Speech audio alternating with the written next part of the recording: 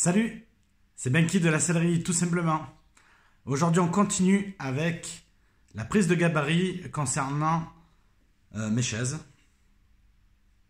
Il faut savoir que lorsque j'ai vérifié par rapport au morceau, ça ne me plaisait pas. Donc du coup, vous voyez, là quand on le positionne, puisque c'est une des joues de l'assise, on s'aperçoit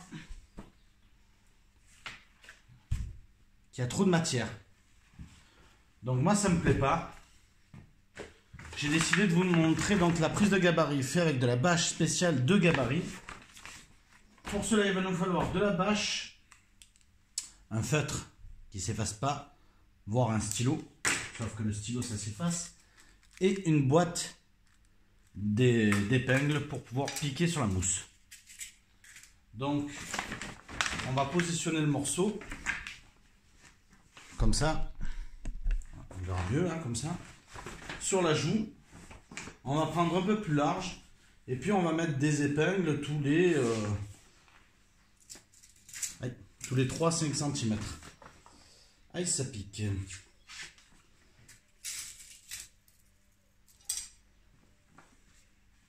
Alors habituellement, depuis que j'ai commencé à faire les vidéos, on n'a jamais pris des prises de gabarit. Pour la simple et bonne raison, c'est que je m'en suis toujours sorti sans. Après, le vrai travail, c'est vraiment avec la prise du gabarit. Ça, c'est vraiment ça, c'est du travail, c'est le top. Après, le gabarit, c'est vrai que ça coûte un peu plus cher. Là, j'ai un devis à faire, notamment pour un client qui nous a vu sur des vidéos concernant un petit top. Donc, c'est la bâche de protection, enfin, c'est une bâche de protection solaire pour bateau qui dispose d'un petit top. Ceux qui font du nautique ils doivent savoir ce que c'est. Donc c'est la bâche au-dessus du poste de pilotage. Donc là c'est pareil, il a des dimensions particulières. Et puis comme c'est un élément que je ne fais pas souvent, j'en ai réalisé peut-être 5 ou 6 durant toutes ces années. Donc là il y aura une prise de gabarit que je ne manquerai pas de filmer pour vous montrer. Donc voilà, on a positionné les épingles à peu près comme ça, de manière à ce que ça puisse tenir et qu'on puisse tracer. Et là, je vais effectuer donc le traçage. Donc là, le but, c'est vraiment de prendre au niveau de la mousse, au niveau de l'arête de la mousse. Là, ça tombe bien parce qu'en plus, ça avait été dessiné au feutre par la personne qui a réalisé les coupes de mousse en usine.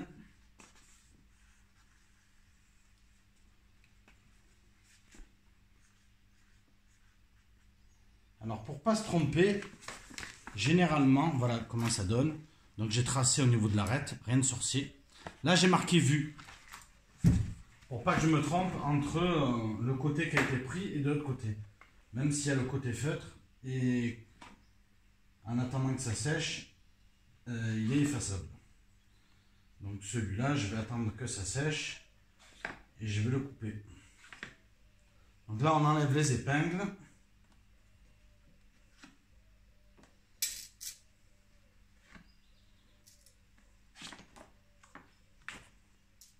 Donc ces épingles-là ont été achetées en grande surface. Donc vous pouvez très bien trouver des épingles.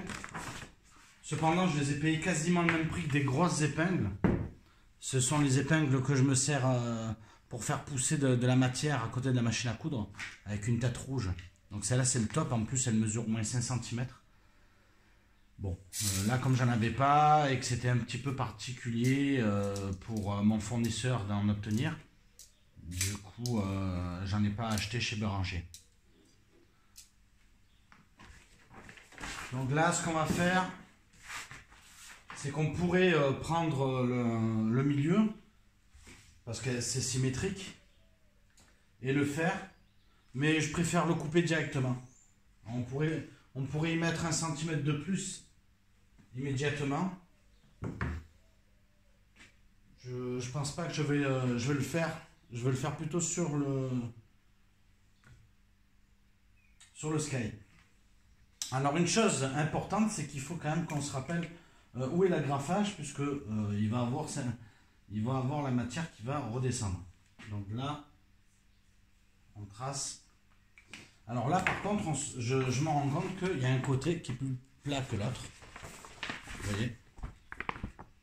Là, il y a un côté en pointe et celui-là, il est plus large.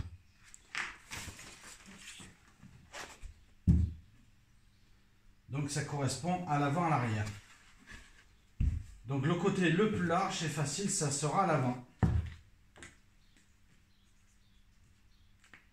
Pourquoi? Ben, tout simplement parce que c'est le côté le plus large. Donc entre là et là, là c'est l'arrière, c'est là où il y a le dossier, et l'avant est plus large. Et forcément, il est plus large aussi.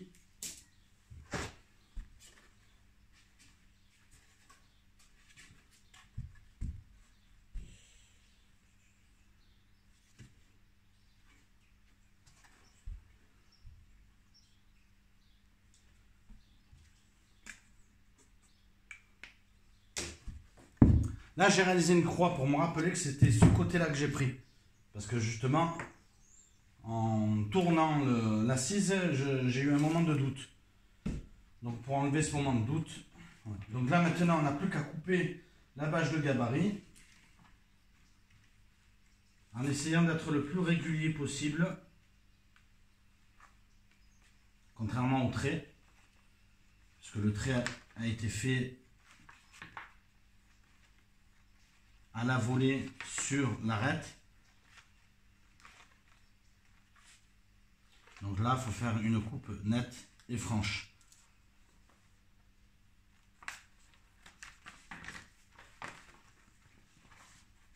Donc comme j'ai de la matière, je la laisse dessous. Voilà ce que ça donne. Voilà. Donc ça, on va le reporter sur la matière. Ici.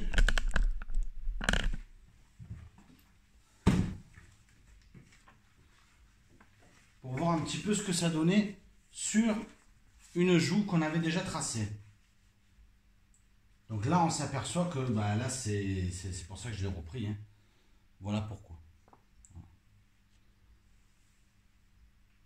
Donc là, carrément, mes joues, elles sont mortes. Je ne peux même pas m'en servir. Heureusement que j'en avais tracé que 3. Parce que là, ça va aller directement à la poubelle. Je ne peux pas m'en resservir. La mousse est un peu vieille, on va prendre 0,7 au lieu de prendre 1 cm de talon et on va coudre 1 cm.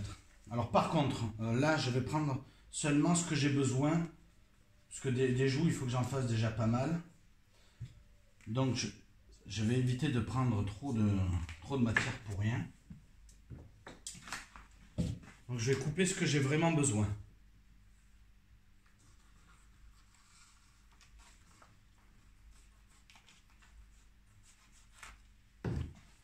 Donc là, c'est vrai que le néon, c'est pas terrible au niveau de l'allumage.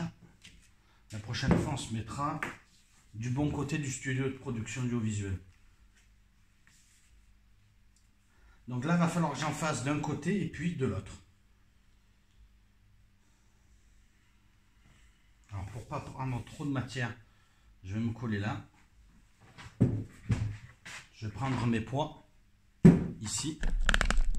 Je vais vous montrer un peu mieux. Voilà. Donc là par contre on va pouvoir tracer au stylo directement.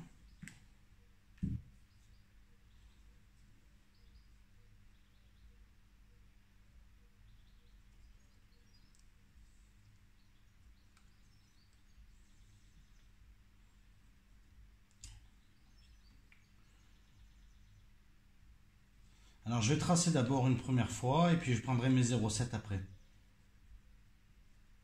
Normalement le gabarit il sert vraiment pour pouvoir refaire les morceaux. Là je vais voir comment se comporte la matière. Et je me servirai de cette joue en guise de morceau et non plus du gabarit. L'énorme avantage du gabarit c'est justement de pouvoir répéter le même morceau un petit peu plein de fois.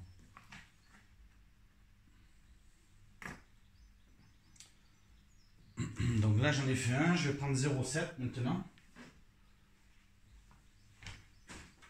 La vidéo va être un petit peu longue, mais au moins je vous montre comment on fait pour tracer, pour prendre les cotes avec les gabarits.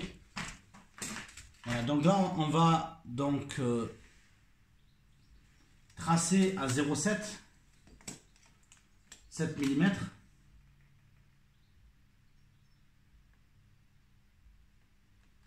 Tout autour. Là ça sert à rien, je continue de filmer puisque c'est exactement pareil.